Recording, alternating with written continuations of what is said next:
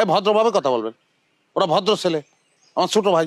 আরে দূর মিয়া, বয়স থেকে ছোট পোলাপানের নিজের বন্ধু বলতেছেন, এই হচ্ছে আপনার মান সম্মানের নমুনা না?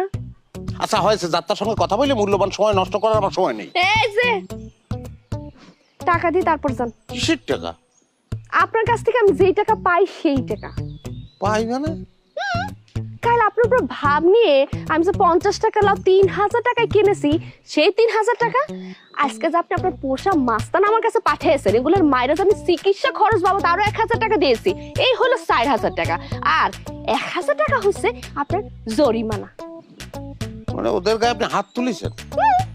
আসলে দরকার তো ছিল আপনারে মারার, কিন্তু কি আর করবো। তোমার সামনে দাঁড়ায় থাকলে তো আমার মান সম্মান আমার সাইডে সত্যিই পালাবে না। আমি গেলাম। এক মিনিট, টাকা না দিতে এক পা এখান থেকে নড়া যাবে না।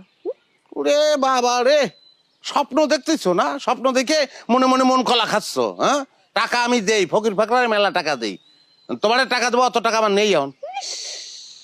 আহা আহারে মান সম্মান, পকেটে নাই যার 5 টাকা তার নাকি আবার বিরাট মান সম্মান।